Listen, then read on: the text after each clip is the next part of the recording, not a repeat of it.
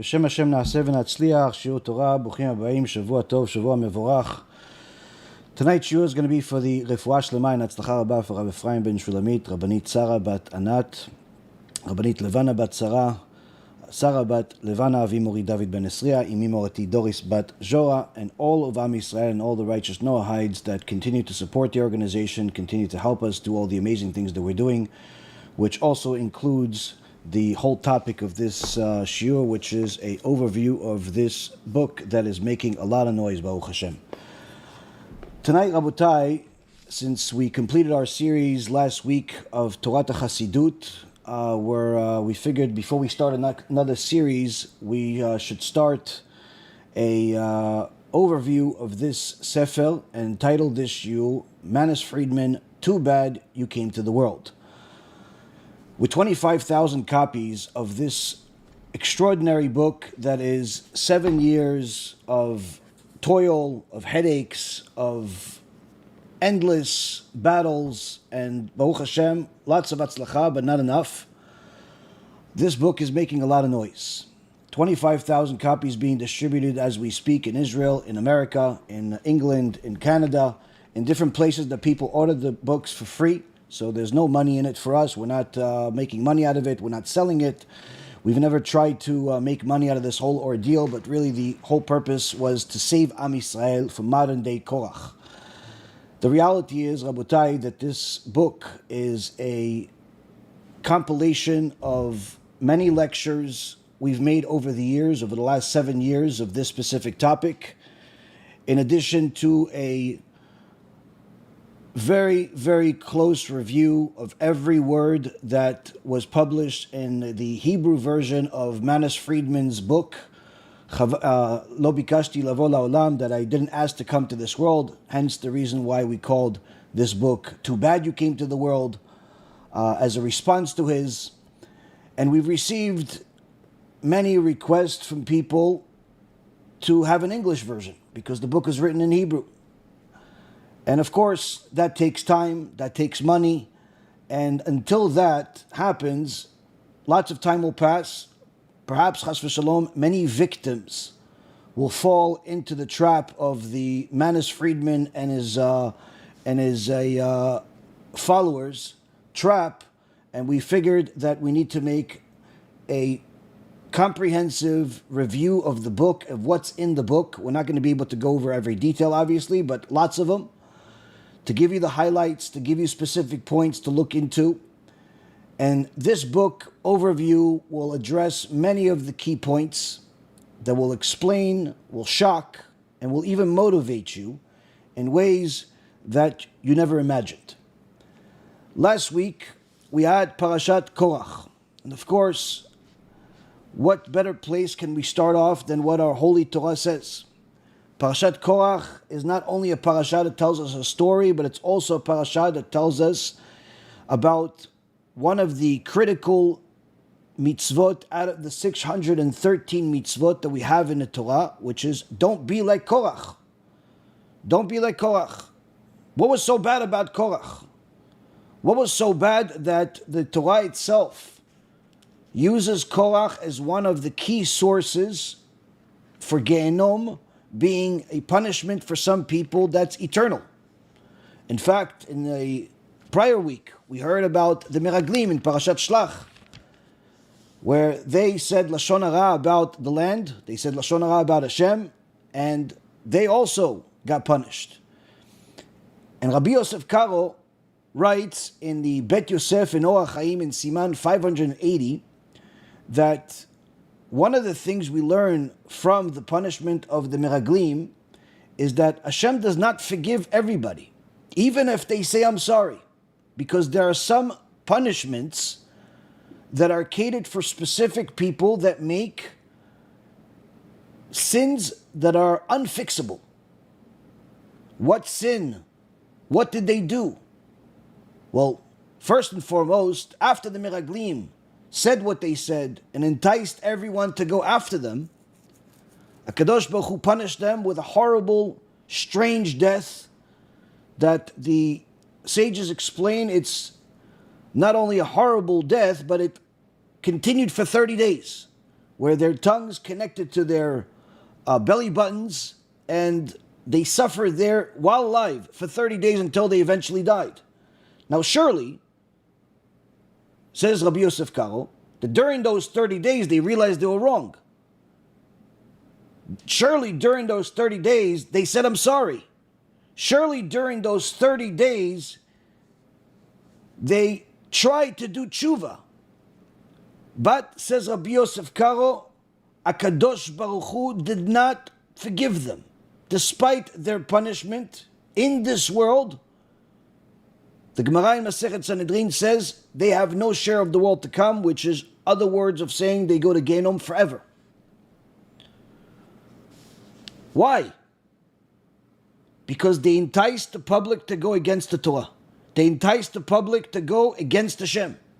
And this, the Rambam says, is an unforgivable sin. We then followed with Parashat Korah, where Korah did the same thing in different ways. Vayikach Korach ben Yitzhar ben Kehat ben Levi Vedatan ve'Aviram bnei Eliyav ve'on ben Peled bnei Reuven. Korach, the son of Yitzhar, son of Kohat, son of Levi, separated himself with Datan and Aviram, the sons of Eliyav, and On, son of Pelet, the offspring of Reuven. Here we see that Korach decided to separate himself. And the Midrash Rabbah says separated himself, meaning he became a heretic, going against the Torah, going against Moshe Rabbeinu, going against Hashem. But lots of people make mistakes, they make sins, they, like somebody contacted me in the last 24 hours, he made sins with a woman he wasn't allowed to be with, and a minute before that somebody told me that they made a sin with something else. Every 2 seconds somebody's going against the Torah. And not everybody's punished with eternal Gehenom, but Korach was. His followers were, the Meraglim were. Why? What separated them from everyone else that makes sins and perhaps does tshuva? The Gemara says that there's a place in the desert that you could hear the screams of Korach and his followers until this day. 3,330 years later, Korach is still screaming in Gehenom, which in itself is a clear example that Gehenom is not only 12 months for some people. Korach did something unforgivable. What was so bad about Korach? And what does that have to do with Manis Friedman and his followers? Tonight, Rabotai, we're going to see why this book is making so much noise, helping so many people. Different rabbis that contacted me, Baruch Hashem. The book has been put into the hands of regular people as well as some of Gdolei Ador. Whoever opens it doesn't stop until they complete the whole book, because it's simply shocking that today's most popular rabbi on YouTube is an 100% apikos heretic, no less than Korach, no less than the Meraglim, no less than the worst sinners in history. And this book puts everything into perspective for anyone who has eyes to see and a brain to comprehend. But what was so bad about Korach? Before we go into Manis, we have to see what was so bad about Korach. Why did he even get mad in the first place? What did he cause all this trouble for? Well, it all starts, Rabotai, with Midrash Rabbah. A Midrash that my dear son Ovadia brought to my attention, that unlike what is commonly known, that Korach was jealous of Aaron HaKohen. He knew he could not have the job of Moshe Rabbeinu. Moshe Rabbeinu is the only one that heard the 10 commandments. Everyone else only heard 2. Moshe Rabbeinu brought the plagues upon the Egyptians. He knew he's not going to replace Moshe Rabbeinu just like that, but he was upset that he wasn't Kohen Gadol. Yeah, but the Midrash says, but he did have a very respectable job. Unlike many of the other Leviim, he was one of the few that was able to carry the Aron HaKodesh. But that wasn't enough. What got him so upset? The Midrash says it all started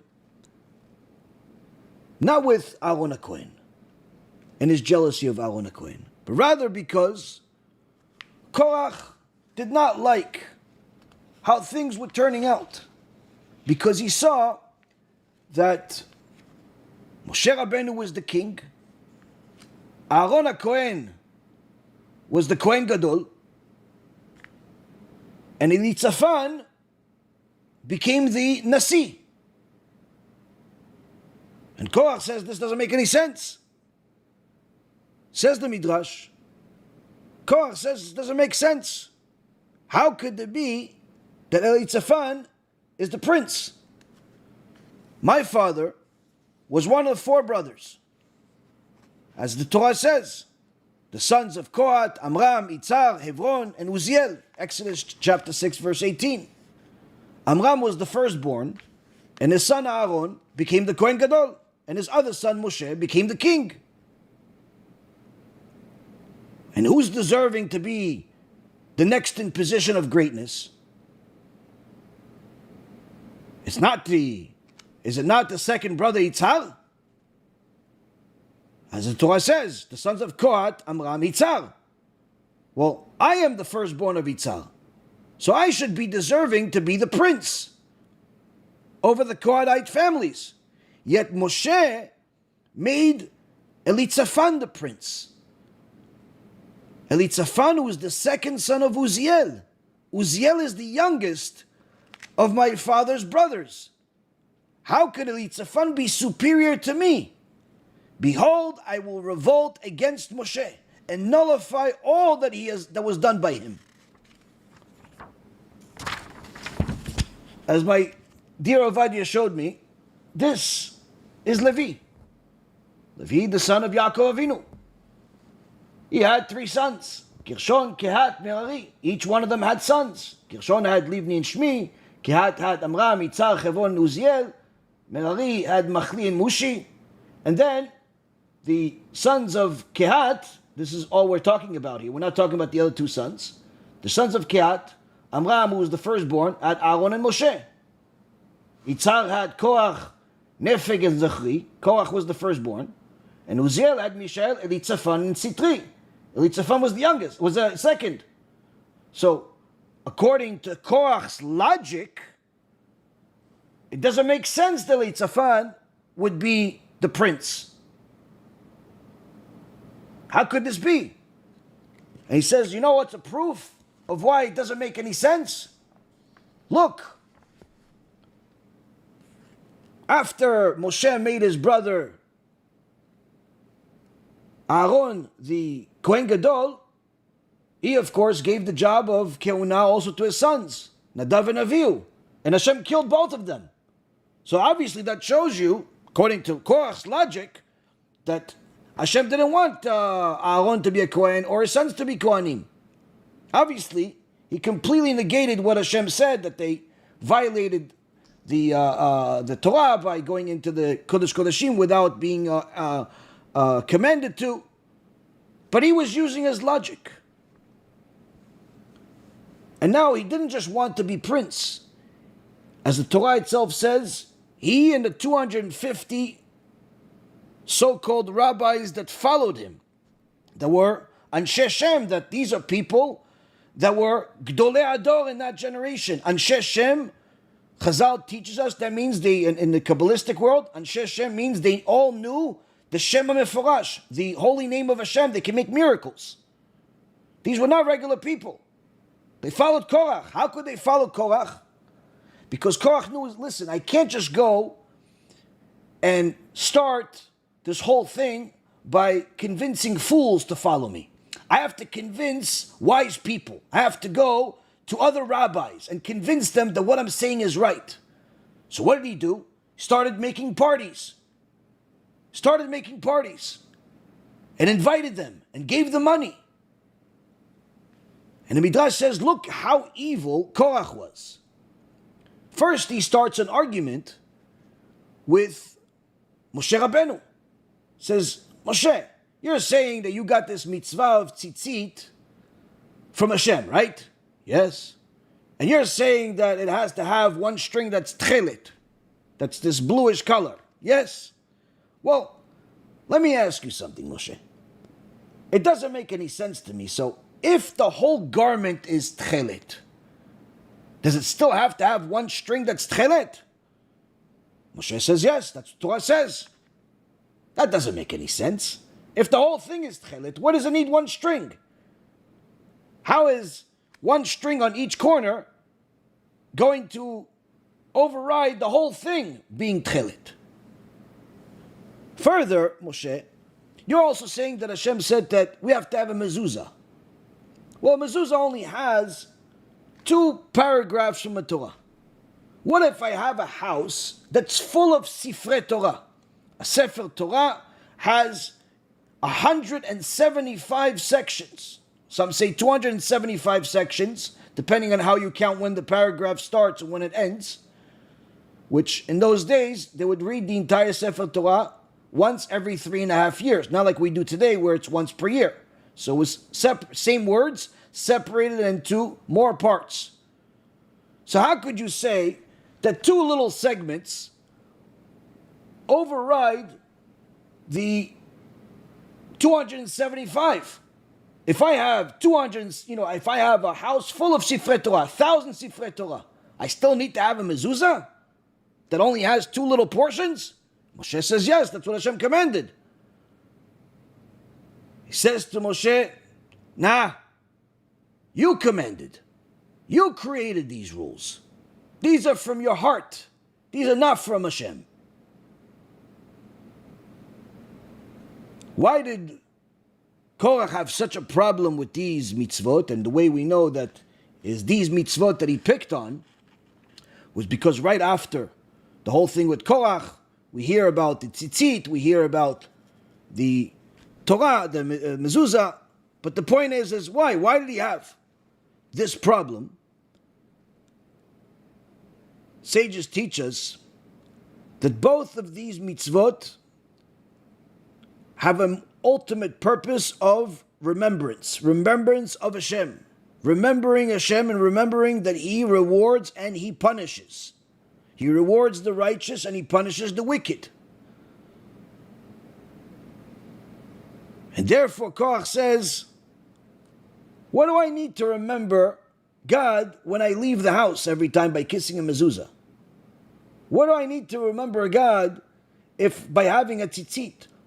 All of the Jews are holy just by being Jews. They were born Jewish. That by default makes them holy. They're perfect. They don't need a reminder.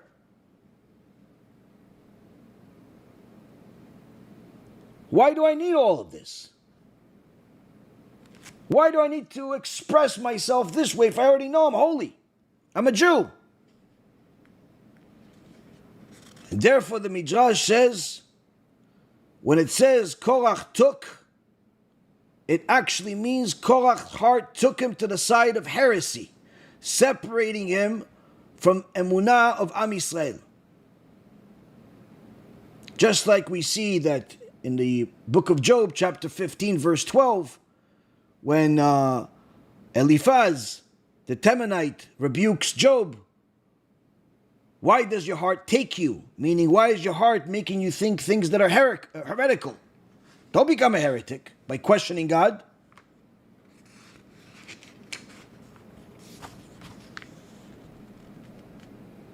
And Korach knew that in order for him to convince others to follow him, he has to wine and dine them. He has to convince the smart people. If he convinced the smart people, even if it's just a few, the fools will follow. And therefore it says Korach was exceedingly wise and among the bearers of the Holy Ark. And he decided, how do I get everybody? Let's have a party. And he had a party. He invited the 250 Or Sameach rabbis, Chabad rabbis, and whoever is willing to follow, whoever is willing to do whatever is necessary to get some likes and views. And they came. And as soon as they came, he gave them the argument, look, the tzitzit is all tchelet. Why do I need a little string that says Tchelet? Someone says, yeah, Korach, listen. Especially while they're seeing that now they got a golden mug, they got all types of presents, a nice little payment here and there. They now have more subscribers on YouTube. Yeah, Korach, it makes sense. Korach says, here, let's all bring a sacrifice. I'll pay for everybody to have a sacrifice. Everybody gets a sacrifice. Thousands of dollars each person. On top of that, I bought you all a present. He gives each one of them a new talit. All of it is blue. And everyone, says the Midrash, puts it on. Now he brings the sacrifice. 250 people bring in a sacrifice. So what happens? The sons of Aaron come and say, okay, we have to get the maaser. As the Torah says. Korach says, who commanded you to take portions? Who says that you're going to take maaser from this? Well, what do you mean? The Torah says. No. Torah didn't say it. God didn't say it. You guys invented the rules. You and Moshe Rabbeinu. So Aaron's sons went to Moshe to tell him what's happening. This guy is becoming an apikos. Korach says, let's not wait for the Moshe. Let's all go together to Moshe and tell him, we don't believe in his Torah, we have a new Torah. So you see the bold nature of Korach had no boundaries.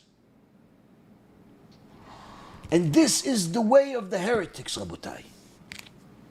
The most dangerous heretics are not ones that are quiet, meek. No, the opposite. The most bold heretics will change the Torah in your face. The review of this book is going to happen in a way where I'll give you a few tidbits from the introduction, but then we're going to go to the end of the book. Because at the end, there is the most complicated section that involves Kabbalah. And since I know many people may not want or be able to watch the entire lecture or think that we're only bringing the simple parts of the Torah, we're going to go to the most complicated. Because that's what the modern day Korach Manis and his friends are delving into these days, where they're constantly talking about all types of Kabbalistic terms that they're manipulating, taking advantage of people's ignorance, and unfortunately, fooling them with big words. It's like somebody that studied the dictionary and uses big words in their speech without actually knowing what they mean. But they assume that whoever they're speaking to also doesn't know what they mean, and therefore they'll believe them and they'll actually think that they're smarter because they're using big words.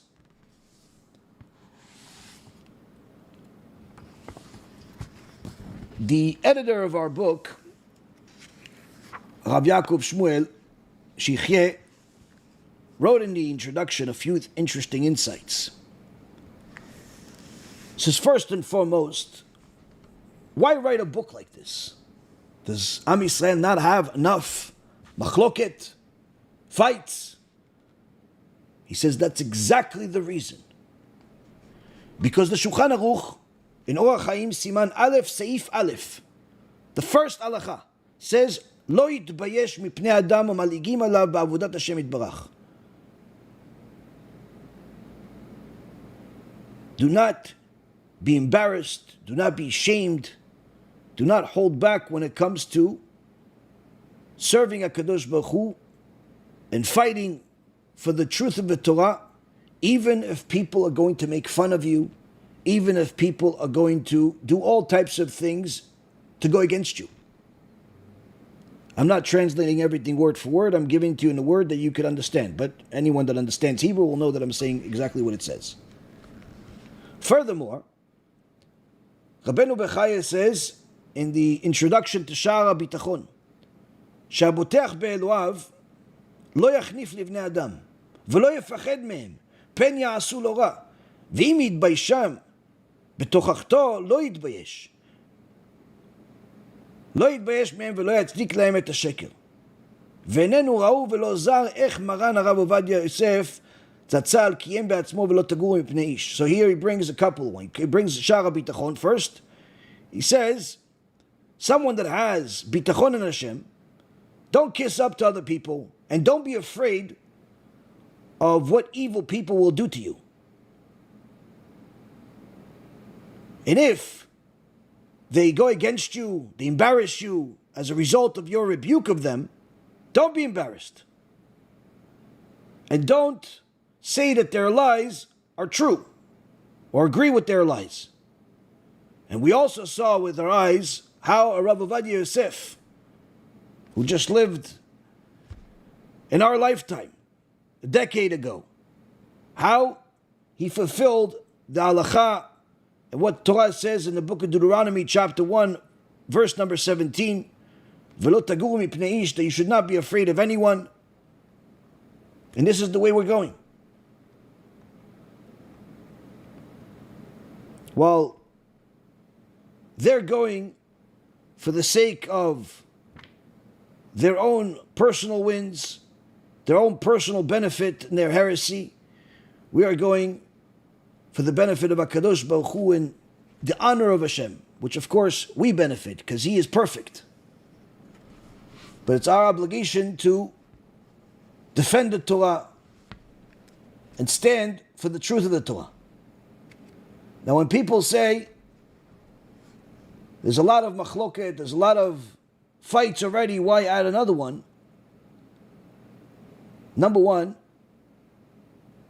of the things that delays the Mashiach is this type of issue when there's heresy, when there's problems, and there's no rebuke, there's no protest against the heresy. The second thing is, what makes this particular issue worse than anything else, and why we've spent an endless amount of energy, time, and money dealing with this problem, is because of the nature of the heresy. As the editor writes, Rav Yaakov Shmuel, he says, we've already seen many heretics throughout our history.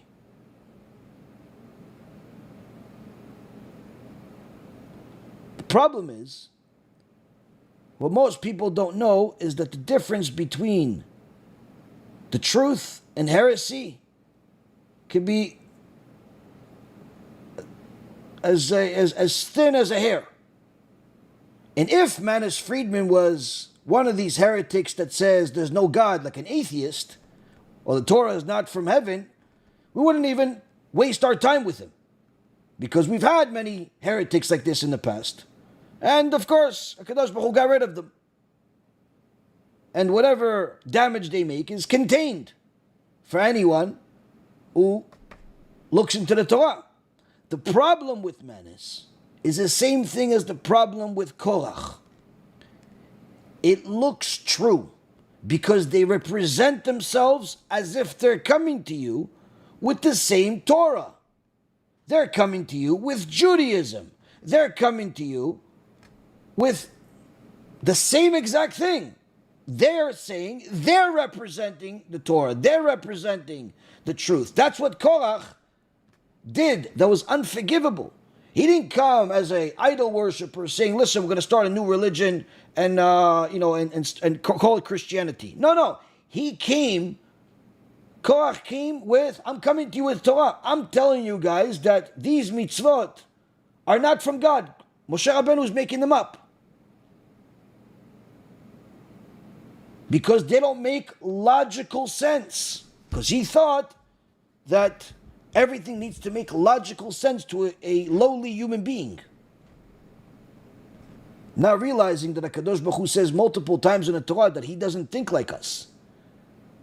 Your thoughts and His thoughts are not the same. Your ways and His ways are not the same. Our thoughts and His thoughts are not the same. Nothing. You can never compare yourself to God. Needless to say, you cannot understand God. If you would be able to understand God, Rabbi Abahu says, you would be God. And because Manis and his followers are coming to you with a rabbinical image as a Mezakeh Rabim who saves souls, saying, I'm saying the words of Hashem, I'm teaching the Torah of Chassidut, this is what magnifies the damage and also the obligation to fight against it.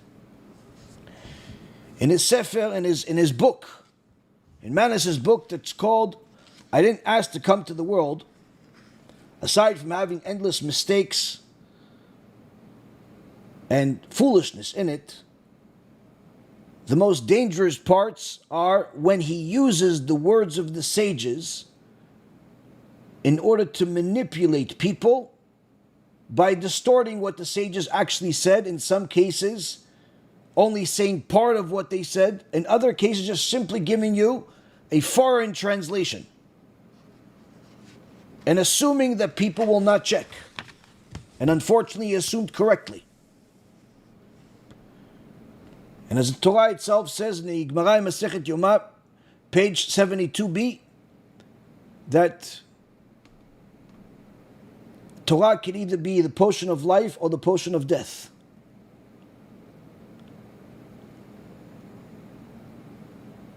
Now, one of the things that we see happening now in the different videos that they keep putting up where they're discussing, debating the topic, is you see that they're talking in elevated terms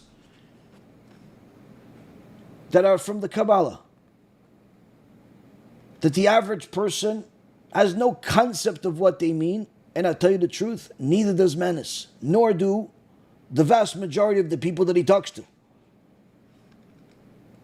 But they use it because they know that this impresses the ignorant.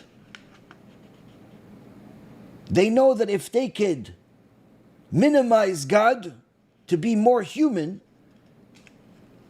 and pretend to understand him, people will agree with it because everyone wants to understand God. And one of the things that you'll see in the introduction of our book is that there's a common denominator among all heretics. It's impossible for them to accept that God is bigger than them. They just refuse to accept that he's bigger than them. They refuse to accept that they're not going to be able to understand everything. Refuse. And therefore, Manis Friedman found a strategy. How to feed his ego that's full of heresy something to comment without becoming a full-blown heretic in the eyes of the regular people. By telling them about a different religion, by telling them that he's an atheist. How? Simple. He's going to minimize God to the human logic, as if God is one of the people, and as if the mitzvot are logical. One of the things that we learned from Parashat Chukat of this week is that the mitzvot are divine. They're not logical.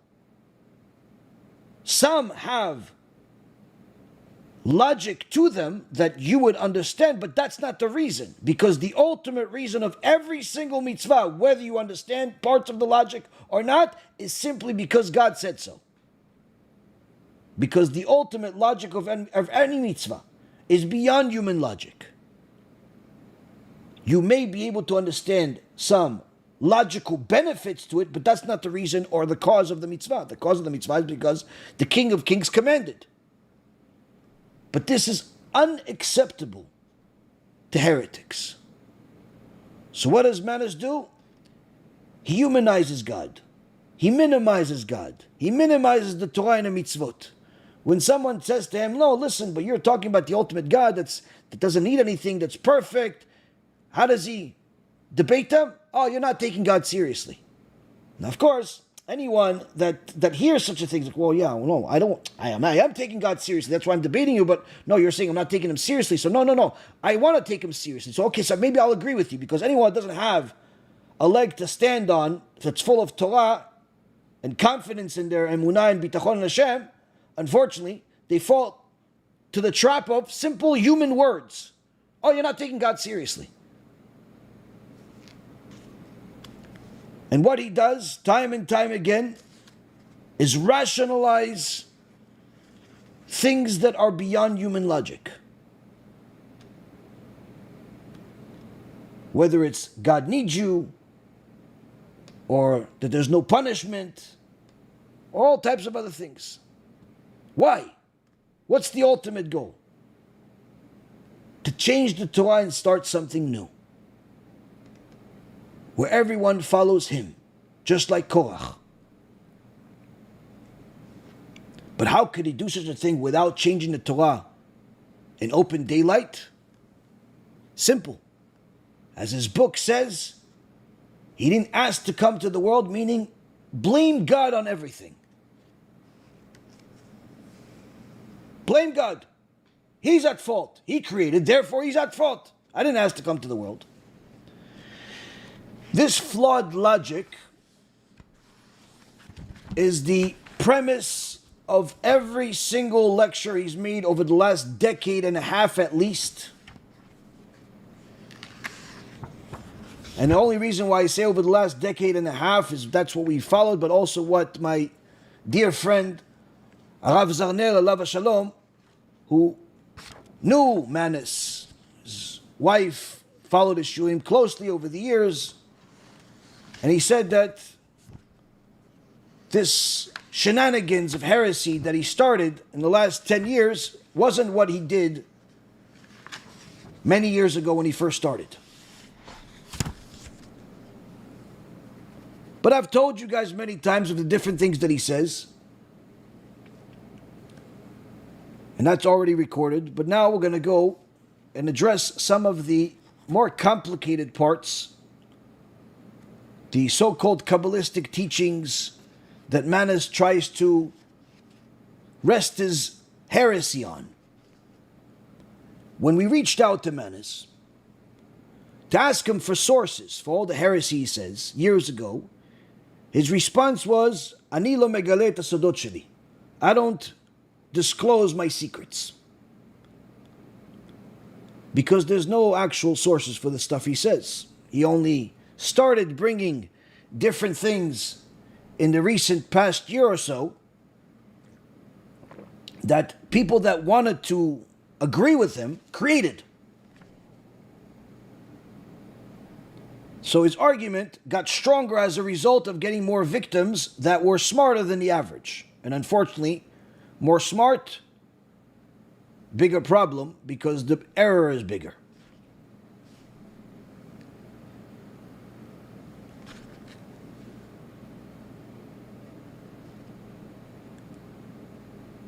One of the sources that they bring is in Parashat Bechukotai, in Siman Hey, and Midrash Tanchuma. Rabbi Shmuel bar Abba says, נתאווה הקדוש ברוך הוא, כשם שיש לו דירה למעלה, כך יהיה לו דירה למטה. Rabbi Shmuel bar Abba says that HaKadosh Baruch Hu desires to have, just like he has a dira, a heavenly place, he wants to have a place in this world.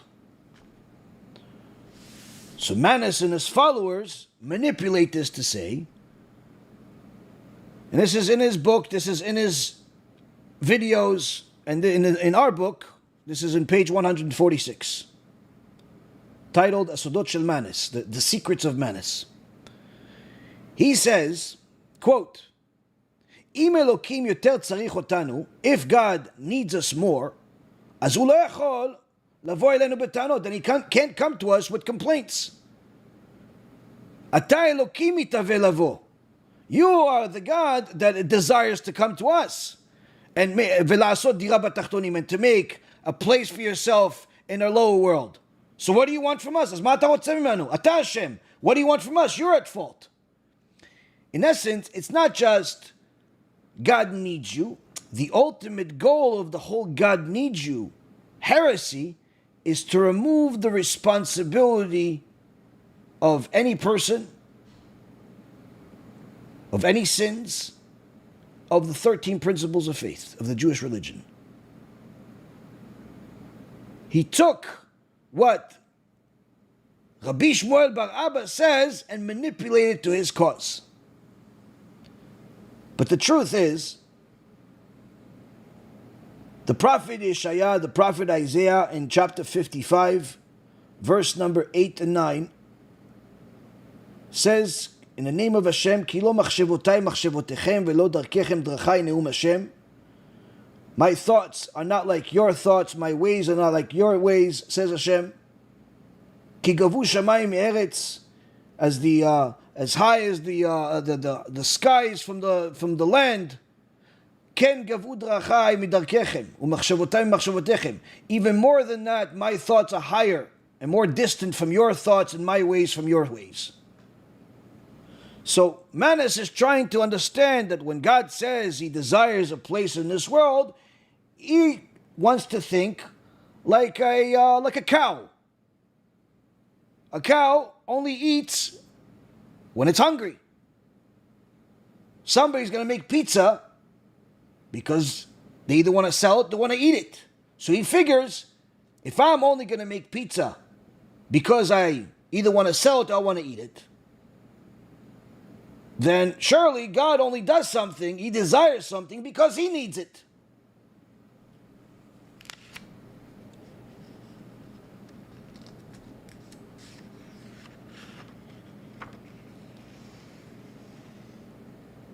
But Manis does not stop there. He continues by saying, אנחנו מכירים את אלוקים. We know God. כי הוא צריך אותנו יותר מאשר אנחנו צריכים אותו, because He needs us more than we need Him. ולכן 10 הדיברות בתורגמן לאנגלית ציוויים, and therefore the 10 commandments and how they're translated to English, הרס את הכל, ruined everything. כי ברגע שאתה אומר שיש לאלוקים ציוויים, הוא כבר לא חברותי. Because the moment that you say that God has commandments, He's no longer friendly. הוא לא זה שצריך אותנו, therefore He doesn't need us anymore, if these are commandments. עכשיו אתה צריך להיזהר, כי אתה מפר את הציווי. זו לא חשיבה יהודית. He says, no, if you think that way, you're going to think, oh, you have to be careful, don't violate the commandments. He says, this type of thought of being afraid to violate the commandments, it's not a Jewish thinking, it's not a Jewish ideology. What's Jewish ideology according to Manis? חשיבה יהודית היא שכאשר אלוקים דיבר אלינו בהר סיני, הוא לא אמר לנו מה אנחנו חייבים לעשות. הוא אמר לנו מה הוא חייב שיהיה. When God came to us, says Manis, to speak to us at Mount Sinai, He didn't tell us what we have to do. He told us what He has to have us, what we need, He needs us to do.